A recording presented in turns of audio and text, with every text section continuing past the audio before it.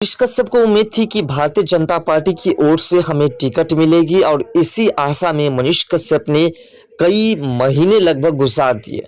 उसके बाद भारतीय जनता पार्टी की ओर से किसी प्रकार की कोई रिस्पांस मनीष कश्यप को नहीं मिली। उसके बाद मनीष कश्यप ने निर्णय लिया कि हम जो है निर्दलीय चुनाव लड़ेंगे और उसके बाद मनीष कश्यप निर्दलीय चुनाव लड़ने के लिए जगह जगह जाकर के प्रचार प्रसार करना शुरू किया।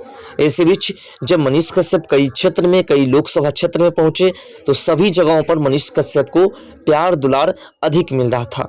उसके बाद मनीष कश्यप ने सोचा कि हम एक हैं और इतने क्षेत्र में कैसे चुनाव लड़ सकते हैं।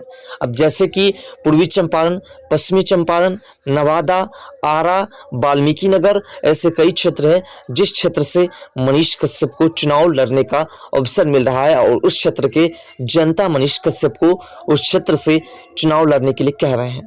तो ऐसा तो नहीं कि मनीष कश्यप एक ही बार में सभी क्षेत्र में लोकसभा चुनाव लड़ लेंगे। तो इसके लिए मनीष कश्यप ने निर्दलीय उम्मीदवारों की चयन करने शुरू की, यानी कि जो जो लोग विकास को देखते हैं और जो लोग चाहते हैं कि हम जो है इस क्षेत्र का विकास करेंगे, उन तमाम लोगों का चयन मनीष कश्यप ने शुरू कर दिया। और इसी बीच मनीष कश्यप ने ये निर्णय ले लिया कि जो भी व्यक्ति विकास करेगा उस व्यक्ति को हम निर्दलीय चुनाव लड़वाएंगे और उसकी अगर पहचान भी नहीं है, जनता उसको नहीं भी पहचानती है, तो उसका रिस्क मैं लेता हूं कि जनता को कैसे मनाना है। और उसके बाद मनीष कश्यप ने तमाम उम्मीदवारों को ढूंढना शुरू कर दिया। इसी बीच नवादा से गुंजन सिंह का नाम सामने आया। गुंजन सिंह को निर्दलीय चुनाव मैदान में उतारे हैं और 28 मार्च को गुंजन सिंह ने नामांकन दर्ज करवाया है। और जब गुंजन सिंह नामांकन करवाने के लिए पहुंचे तो उसी वक्त नवादा से ही बीजेपी के नेता अनुराग ठाकुर भी पहुंचे और दोनों आमने सामने हो गए। इसी बीच मनीष कश्यप जब गुंजन सिंह के साथ गए, उसके बाद जब भीड़ों का तांता देखा गया, जैसे कि आप वीडियोस में देख रहे हैं, जितनी मात्रा में भीड़ जुटे, इससे स्पष्ट हो गया कि बीजेपी के जो दिग्गज नेता उस क्षेत्र के हैं, उसका सारा का सारा खेल बिगड़ चुका है। और मनीष कश्यप ने सारे के सारे खेल को गुंजन सिंह के पक्ष में ले आए हैं। अब आपको बता दें कि गुंजन सिंह नवादा से चुनाव लड़ेंगे तो किस किस मुद्दे को लेकर के लड़ेंगे और साथ साथ मनीष कश्यप अपना नामांकन कब तक करा सकते हैं, क्योंकि मनीष कश्यप ने अपना नामांकन अभी तक नहीं कराया है लेकिन अपने प्रत्याशी का नामांकन करा दिए हैं। तो आपको बता दें कि जो गुंजन सिंह है उनका मुद्दा मूल रूप से है कि उस क्षेत्र में केंद्रीय विद्यालय लाना और मेडिकल कॉलेज लाना और बेहतर अस्पताल की सुविधा लाना, और इसी सब को लेकर के जनता के बीच इन्हीं मुद्दा को उजागर करके और जनता से वोट मांगेंगे। और उनका कहना है कि जनता हम पर विश्वास करके हमें वोट जरूर देगी। साथ साथ मनीष कश्यप ने जो शुरू से विकास किया है, मनीष कश्यप के विकास करने की जो श्रेणी है और मनीष कश्यप के जो जनता के बीच प्रेम है, वो प्रेम भी गुंजन सिंह को क्षेत्र में बेहतरीन से बेहतरीन वोट दिलाएंगे। दरअसल बात है क्योंकि मनीष कश्यप ने ही अपने उम्मीदवार के रूप में गुंजन सिंह को इस फील्ड में उतारे हैं और मनीष कश्यप का ये वादा है कि जो भी निर्दलीय क्षेत्र से चुनाव लड़ेंगे, जो निर्दलीय से चुनाव लड़ेंगे, वो किसी भी पार्टी के टक्कर में उतरे, हम उसके सपोर्ट में हैं और हम उसके लिए प्रचार प्रसार करेंगे।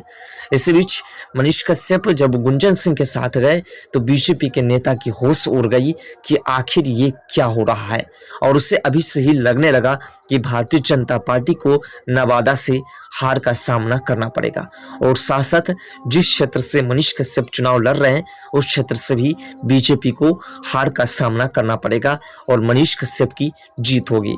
ऐसे में स्पष्ट है कि मनीष कश्यप ने यह वादा किया है कि लगभग 1 दर्जन लोकसभा सीट पर हम चुनाव लड़ेंगे और अपने उम्मीदवारों को उतारेंगे। ऐसे में अगर मनीष कश्यप 1 दर्जन क्षेत्र में उतारते हैं और उसमें से अगर लगभग 6 से 7 सीट भी जीत लेते हैं तो बीजेपी को बहुत बड़ा झटका बिहार से लग जाएगा। वहीं मनीष कश्यप ने कहा कि पिछले 20 साल के चुनाव को देखने से कितने गरीब के बेटे सांसद बने हैं।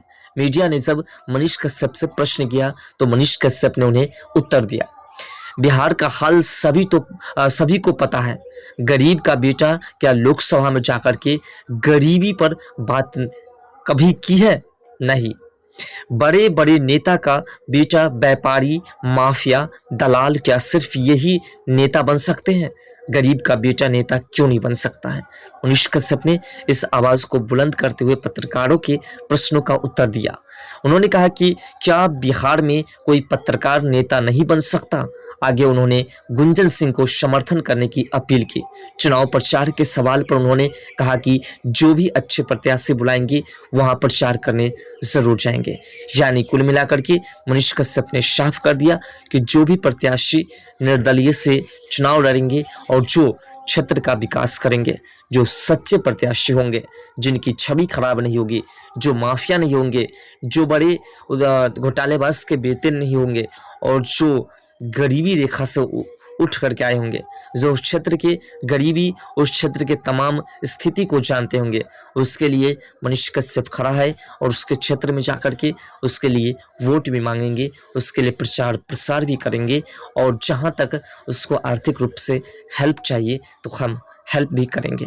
फिलहाल मनीष कश्यप ने गुंजन सिंह का नामांकन करवाया है और गुंजन सिंह को अब जो है चुनावी मैदान में उतार चुके हैं और साथ साथ गुंजन सिंह के साथ मनीष कश्यप भी उसके चुनावी मैदान में, उसके क्षेत्र में उसके लिए वोट मांगते हुए दिखेंगे और मनीष कश्यप अपने क्षेत्र में भी वोट मांगते हुए दिखेंगे बहुत जल्द। मनीष कश्यप ने खुद का नामांकन नहीं कराया है, लेकिन उन्होंने नवादा लोकसभा सीट से निर्दलीय उम्मीदवार के रूप में गुंजन सिंह का नामांकन 28 मार्च को करा दिए हैं।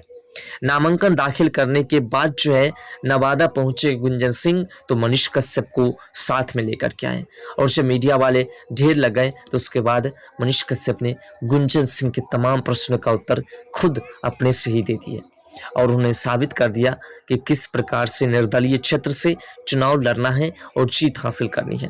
दरअसल बात है कि निर्दलीय क्षेत्र से मनीष कश्यप चुनाव लड़ करके और वैसे प्रत्याशी को उतारना चाहते हैं, इसलिए ताकि उस क्षेत्र की गरीबी, उस क्षेत्र की तमाम स्थिति को जान सके और जानने के बाद उस क्षेत्र का विकास बेहतरीन तरीके से कर सके।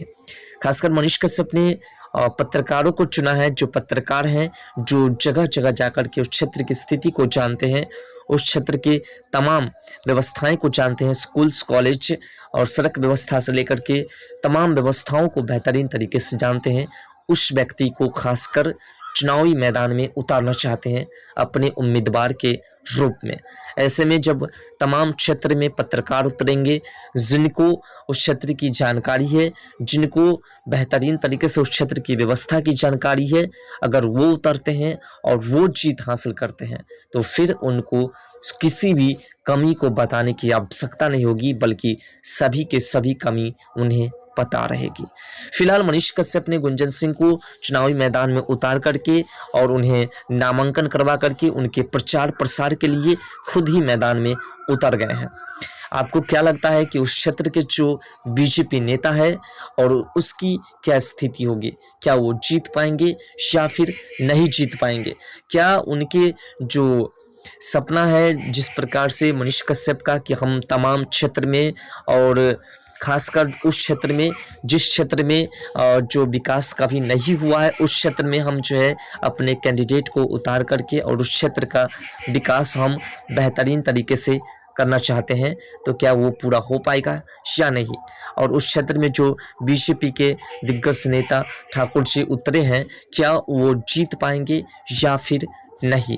मनीष कश्यप के टक्कर में वो किस तरीके से अपने आप को आगे निखार पाएंगे?